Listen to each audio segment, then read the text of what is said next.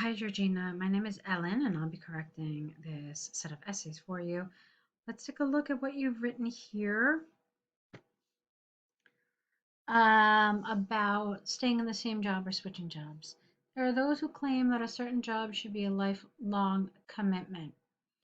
On the other hand, it is widely accepted that the change of profession is beneficial for career growth. Here you don't want a the. It's career growth without an article, could be because it's a general thing, general concept. Therefore, profession, here you do need a an article. So therefore, comma, a profession swap might be, careful with your typing, advisable. We're going to talk about this in a minute. I strongly agree with the second opinion. This essay will discuss both of the statements using data from because there's only one, Czech Statistical Office and Czech Ministry of Health, capital H here, to demonstrate points and prove arguments. All right, so there are a couple of things that I want to talk about in this introduction. First of all, let's talk about the term you used here, profession swap. A profession is a profession in marketing, a profession in IT. Okay? That's your profession. However, this doesn't ask about professions. This asks about jobs. So you can remain in the IT profession, but switch IT jobs. That's what this essay is about. Okay, about switching jobs. It doesn't say profession. Okay, so if you talk about only switching professions, you're really going to limit this essay, and you're not going to entirely capture the idea that the essay wants you to capture. So that's the first thing I want to talk about. The second thing I want to talk about is your thesis statement. That is your position statement, where you express your opinion. The essay asks you, to what extent do you agree or disagree? And your answer was, I strongly agree. So it only asked you for your opinion. So since you strongly agree, why would you then talk about the statement you don't agree with?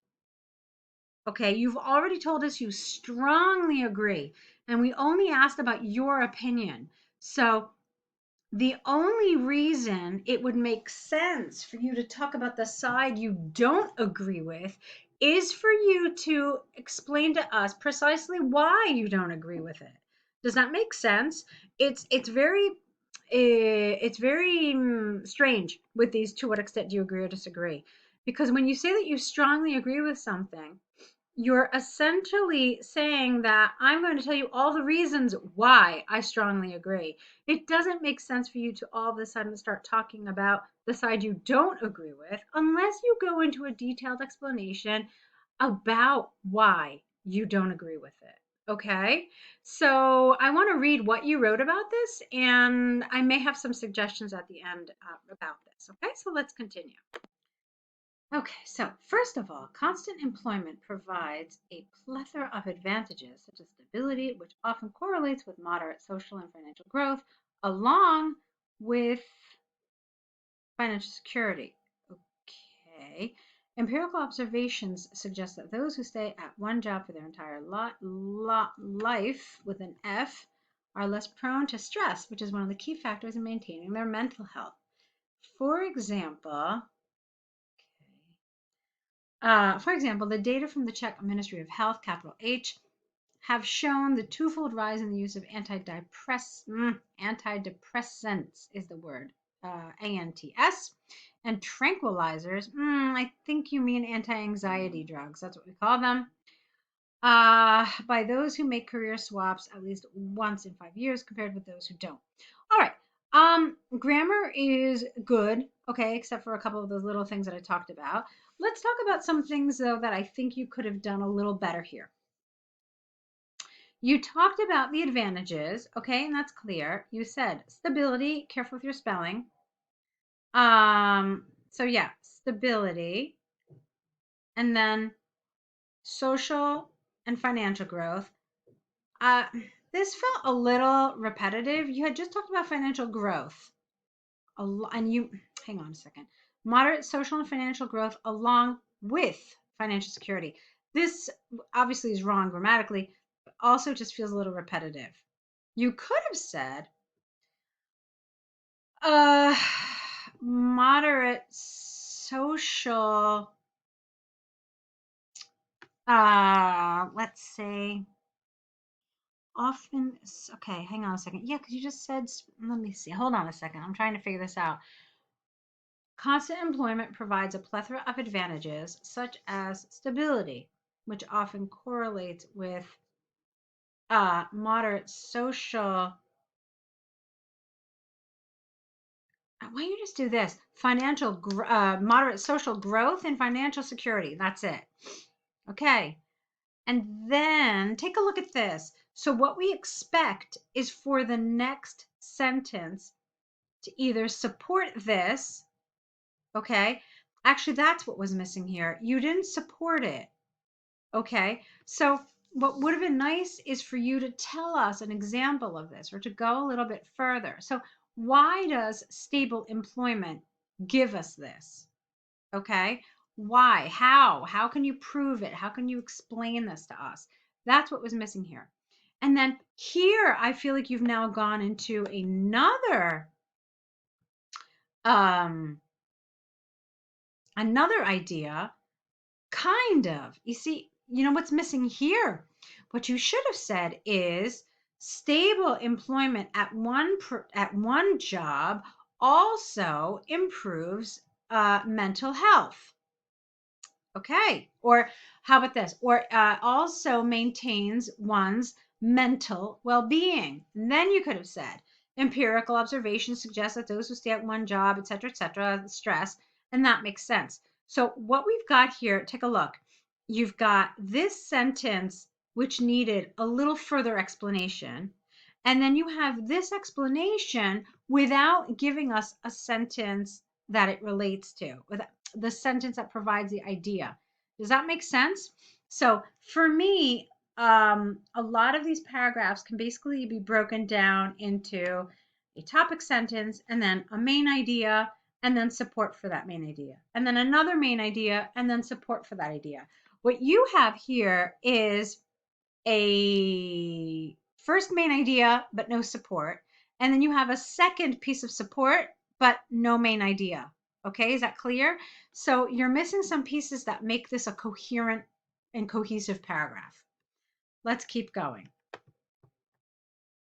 So let's continue. Conversely, despite the aforementioned advantages of a constant job, there is ample evidence that the work alteration is linked to faster career and financial growth, along with the increasing level of satisfaction and general well-being in those who do not hesitate, I think you mean hesitate, to reevaluate their working positions. All right, so there are a couple things I want to talk about. You talked about a constant job, and here you talked about constant employment.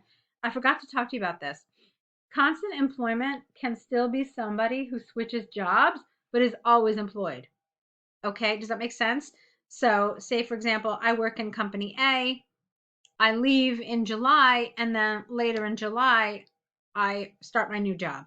That's still constant employment. So there are no gaps in my employment, but that can still happen without being at the same job. Does that make sense? So constant employment wasn't the right vocabulary here. And here too, your use of the word constant is not 100% appropriate here either. Okay, you want to say this idea, you want to express this idea of one job. I've got my job, I stay there, life is good, I'm not moving. Okay, this is the kind of thing that you should be trying to capture in this essay. So conversely, despite the aforementioned advantages of staying at one position, okay, or the advantages of one position throughout one's lifetime, all right, you're going to have to do it a little descriptively. There was ample evidence that, I didn't like this work alteration. Alteration is not the right word. You could say that job change is linked to faster career and financial growth, along with the increasing level of satisfaction and general well-being in those who, careful with your spelling, hesitate spelling, reevaluate their working positions. It is beyond doubt that although frequent job swaps might result in temporary financial inconvenience along with mental disorder, the outcome of such decision leads to successful life in most of the cases. Now, why are you talking about the negatives here? Why are we talking about financial inconvenience and mental disorder? You're trying to prove that the positives are stronger in this case. You had this whole paragraph here. You didn't mention a single negative. So in this paragraph, when you're talking about the idea that supposedly you support, why are you bringing up financial inconvenience and mental disorder? Okay, what you should have talked about instead is how it leads to a successful life. How about ideas like you can negotiate a higher salary, you can negotiate higher benefits because you already have the security of another job. The company that you'll be switching to must make the job switch attractive. Therefore, it's easier to negotiate a higher salary. Okay, these are things you could have talked about.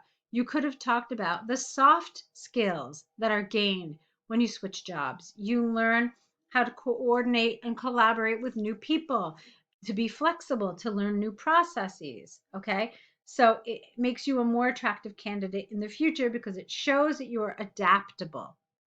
All right, so these are to give you some ideas about why a job switch might be, why switching jobs might be attractive. And of course, you learn other skills. Each job uses different software, different programs, has different, ways of doing things. And so you gain more skills. Okay. All right. So consistent with the line of thinking is the fact that according to the recent survey conducted by the Czech Statistical Office, figures have demonstrated noticeably higher contributing, I don't understand that, to the state budget from those who changed their jobs at least once during the last decade.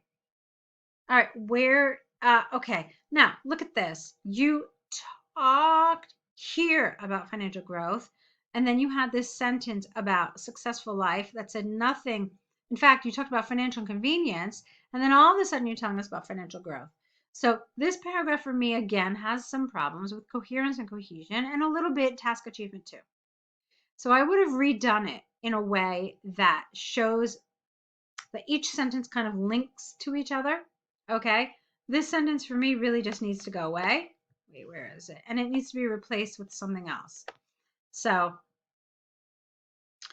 you said faster career growth and faster financial growth and levels of satisfaction.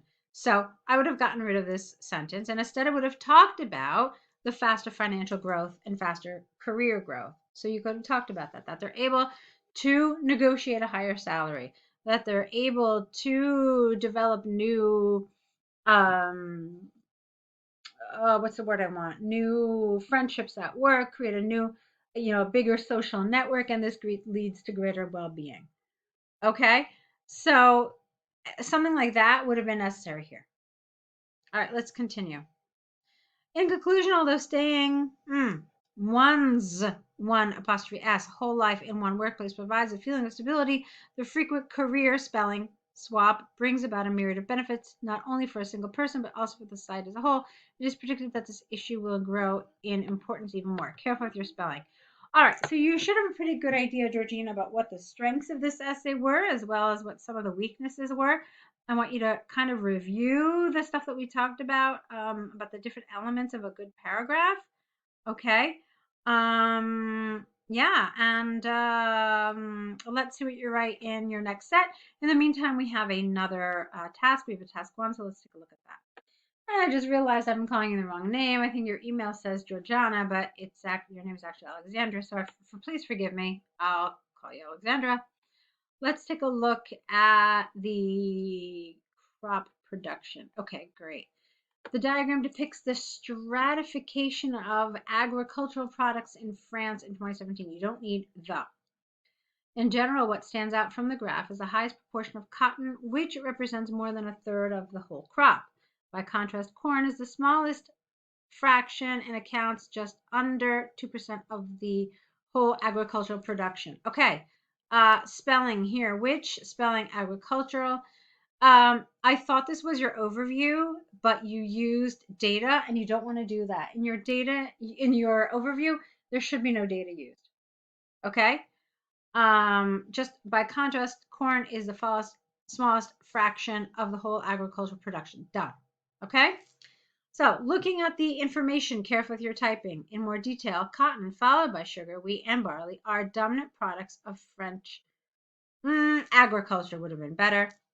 While the aforementioned cotton represents more than a third of the whole crop, the percentage for sugar, wheat, and barley is comparable, accounting, spelling here, for this, and this each respectively.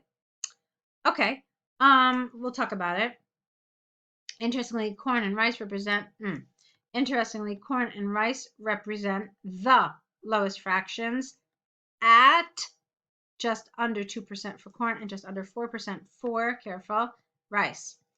In conclusion, sugar and cotton are the key elements of the French agriculture spelling and provide more than a half of its revenue. You don't know that it doesn't talk about revenue. It's possible that, geez, I don't know, rice. Wait, no. Yeah, it's possible that rice, even though it's like the smallest production, earns like 100 times more than the other ones. So don't talk about revenue. It doesn't talk about revenue. It just talks about the percentage of what's produced.